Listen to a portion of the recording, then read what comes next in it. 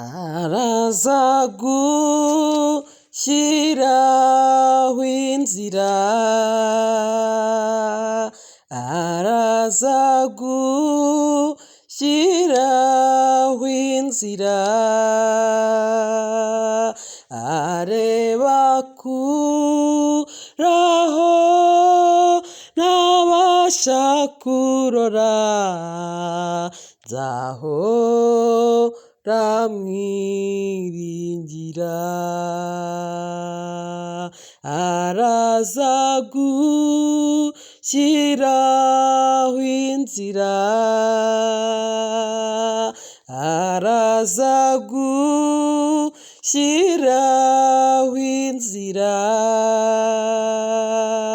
areba kuraho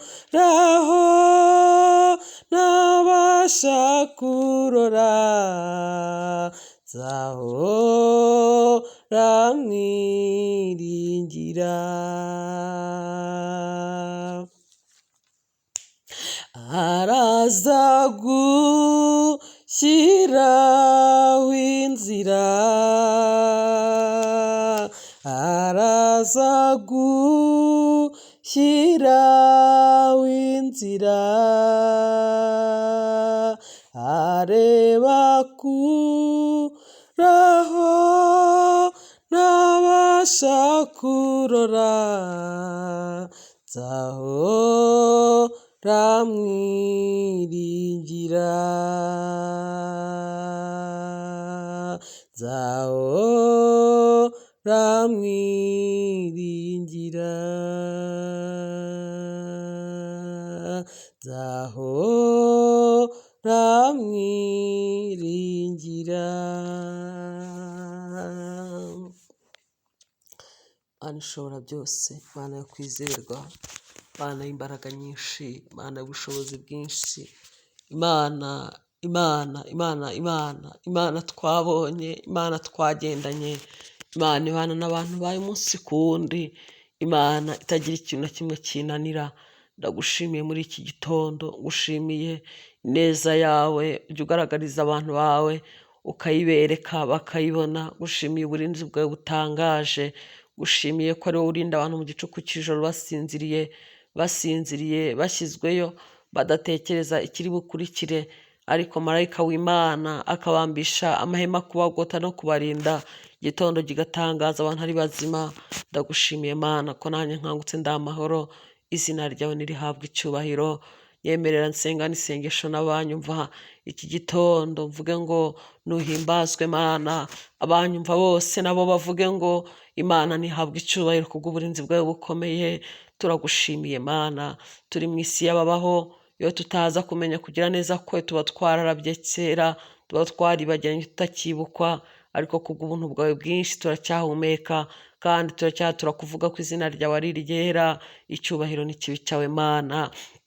Iki gitondo Mwami ndiyumvamo gusengera abantu barwaye, nyemerera Mwami Yesu Kristo ukore ku ndwara z'abantu baruhijwe n'umubiri, ari abarwaye indwara bagendana zitazwi n'abantu, zitazwi n'inshuti zabo, zitazwi n'abavandimwe cyangwa ababyeyi, iyo ndwara akayigendana igihe kirekire avuga ngo ahari Imana niwe murengezi mfite. Ningingiye abo ngabo kugira ngo ubagereho, umurize imitima yabo, ukore aho bababara, uburwayi bwabo ubugereho, kandi nukuri babone gutabarwa nawe Mana. Ari abamaze igihe kirekire bari mu bitaro, bamwe babuze n'ababarwaza, bamwe babuze ababageraho n'ababagemurira, Mwami nyemerera kubwira isengesho iki gitondo, ukore ku burwayi bwabo, gutabara kw'Imana yacu kubagereho. Uwiteka Nyiringabo, hari abandi barwajwe igihe kirekire bamaze kwiheba, batakaje ibyiringiro, ndakwinginze Mana ngo ubagereho, kuko uri Imana ishobora byose. Ukore ku ndwara zabo, ukorane n'abaganga bari kubavura, ukoresha imiti bari guhabwa, kandi utegekesha imbaraga zawe ukiza abarwayi Mwami, kuko uri Imana ibishoboye.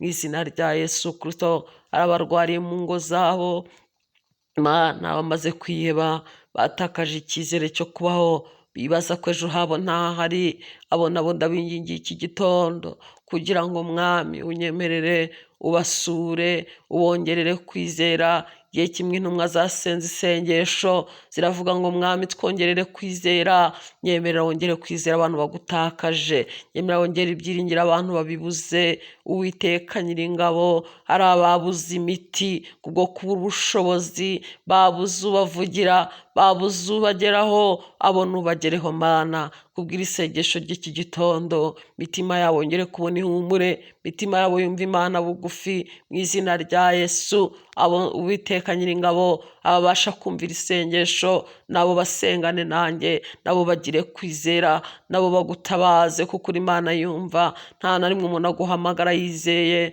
ngo ubure kumutega amatwi no kumwumva. Abantu bashobora kumvira abandi ubusa kuko nabo bafite ibibagoye batabasha gukemura, ariko we ntujya wumvira umuntu ubusa. Nyemera ugere ku bantu bababaye, nyemera ugere ku bantu bihebye, nyemera ugere ku bantu bumva ubuzima buri kubacika, wongera ubaremera ibyiringiro byo kubaho, wongera ubakomereza amaboko Mana.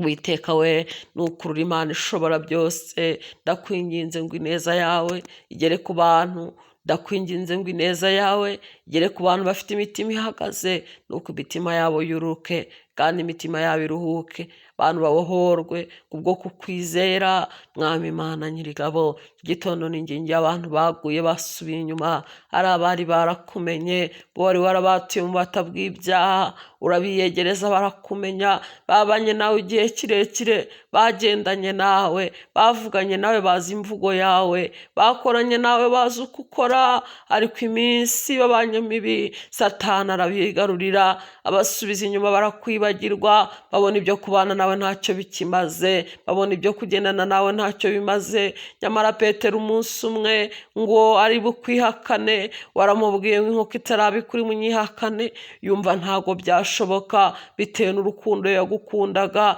bitewe n'uburyo mwagendanaga, ariko igihe kigeze abona bimugoye, abona ubwoba buraje, arakwihakana. Nyamara bamurebaga ngo baravuze ngo imvugo yawe irabigaragaza kutari uwo mu bacu wagendanaga nawe, aranga arakomeza arahakana. Muri iki gihe kimeze gutya hari n'abandi bakwihakanye, nyamara imvugo yabo irabigaragaza ko bigeze kugendana nawe, nyamara uko bagenda birerekana ko bigeze kukumenya. Nubwo bisanishije n'abandi, nubwo bagerageje gusa n'isi, nubwo bagiye muri yo bakayiheramo, ariko bigeze kukumenya. Mana nyemerera ugarura abantu baguye, kangura abagore baguye ubagarure, kangura abagabo baguye ubagarure, kangura abasore bari barakumenye, abakobwa bari barakumenye, isi ikabakurura, ongera ubagarure Mana ubiyegereze. Kandi abatarakumenya bafite inyota yo kumva bagushaka Mana, uyu munsi nutarura intama, nukura abantu bagushaka, abantu bumva bakizwa bikabananira, ndabingingiye iki gitondo Mana kugira ngo umwuka wera bagereho, abasura begere, abasura abane nabo, abasura bakanguze umucyo wawe Uwiteka, nabo bakugarukire, nabo bakumenye mu izina rya Yesu Kristo. Uri Imana y'imbaraga nyinshi, iminsi iri kurushaho kuba mibi, abantu bibagiwe ineza wabagiriye, abantu bibagiwe ya mirimo n'ibitangaza wakoraga, abantu birengagije cyane Uwiteka we ibyo wagiye ubakorera. Ariko ndakwinginze ngo umwuka wawe wera yongera akangura abantu be bakanguke, yongere yegera abantu bawe, bongere bibuke ibihe byiza byo kubana nawe, nuko bongere bakugarukire kuko uri Imana y'inyembabazi. Wa mwana w'ikirara ngo yari yararagiye rwose, we n'umugabane we yari yarawatse, ntacyo yari yasize kwase ngo asubire ku cyaka, ariko kubera urukundo rw'umubyeyi igihe yaragarutse yaramwakiriye. Nyemerera nawe Mana kubw'imbabazi zawe nyinshi ufite, ugarura abantu bawe bongere bakwegere, kuko uri umunyebambere ryinshi utabasubiza inyuma mu izina rya Yesu Kristo. Mwami Imana ishobora byose, ningingiye muri iki gitondo abantu bafite ingendo za hafi ndetse na kure, muri iyi minsi Satani ari kwica abantu akabicisha impanuka, ndakwinginze guhagarika impanuka, izo mu kirere, izo ku butaka, izo mu mazi, impanuka zose uyu munsi zapanzwe n'abadayimoni uziburizemo kuko kuko uri Imana ibishoboye, abantu bagendane ihumure, abantu bagende batekanye kubw'imbaraga zawe Uwiteka. Ugira icyo wakora kuko uri Imana ishobora byose, mu izina rya Yesu. Igitondo ni ingingi y'abantu barambiwe, bibagiwe ineza yawe, bibagiwe amasezerano wabahaye, batangiye gutekereza ko atari wowe wavuganye nabo. Byaterwa n'ibigeragezo bafite, byaterwa no gutinda mu ntambara n'amakuba. Ndakwinginze Mana ngo wongere ugarure ihumure mu mitima y'abantu bawe, wongere ubahumurize kandi ubakomeze, bongere bumve bagiriye icyizere Imana hundi bushya. Mwuka wera wongere gukangura abantu, nk'uko wakanguye Eliya ukamukangura ari munsi y'igiti cy'umurotemu, atakaje ibyiringiro byo kubaho, atangiye gutekereza ko ahari ibyo birangiye, ukamubwira ngo abyuke arye kandi anywe. Ko urugendo rugikomeje, Mwuka wera yibutsa abantu ko urugendo rukomeje, urugendo ruracyari rurerure. Nubwo abantu bananiwe, nubwo abantu basinziriye, ariko nyemerera Mana, abantu bongere kubona umutsima n'amazi, bongere barye kandi banywe, kugira ngo babashe gukomeza urugendo mu izina rya Yesu Kristo. Kuko ubishoboye, kuko uri Imana y'imbaraga nyinshi, kuko uri Imana ikomeza amaboko atenebutse, bava sukuma ukayakomeza. Wongera ukomeza imitima ya benshi, kuko igihe kibagushije, igihe kibasubije inyuma, Mwami Yesu Kristo. Hingingiye ba bandi batagikumbuye guterana kwera, bavuga ngo n'ubundi ntacyo byari bimaze, bavuga ngo n'ubundi byagombaga kurangira. Oya Mana, wongera abo bibutse ibihe byiza byo kuba mu nzu yawe, wibutse ibihe byiza byo kubana n'abera, wibutse ibihe byiza byo guteranira hamwe n'abandi bakumva ijambo ryawe, bakumva umuburo, bakumva imbuzi y'Umwuka wera. Bongere babikumbure, bongere babinyoterwe, bongere bumve ari byiza, bongere bumve kuba mu nzu yawe ari iby'igiciro kandi ari iby'igikundiro. Mwami Imana Nyiringabo, abo nabo wongere ubegere, abo nabo wongere ubakangure, kuko uri Imana ishobora byose.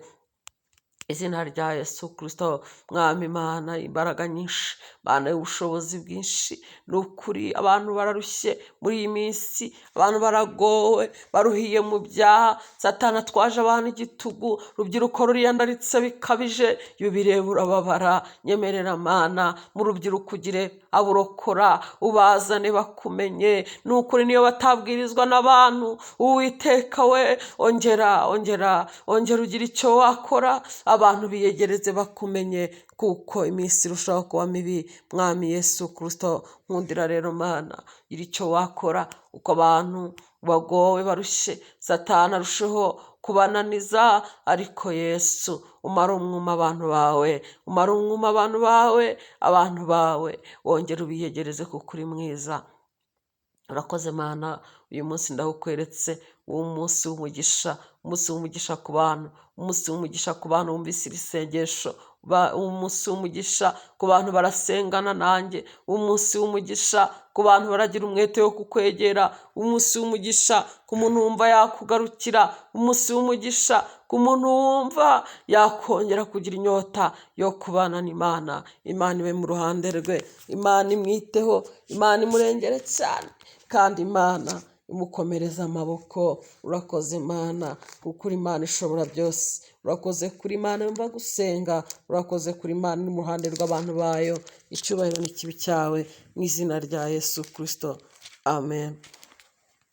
Reka dusome ijambo ry'Imana muri Luka, ubutumwa bwiza bwanditswe na Luka. Turasoma igice cya mbere, umurongo wa 45 wonyine. Reka dusome mu izina rya Yesu.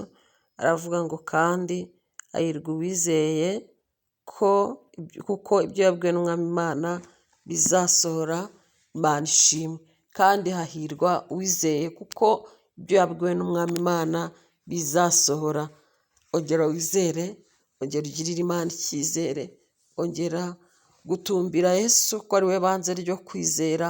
Wizere ko ibyo yavuganye nawe bizasohora, wizere ko iby'amaso yawe mu buryo bw'umwuka yabonye, ukabona Imana irabikweretse, ukavuga ngo niyo izabisohoza nta kabuza.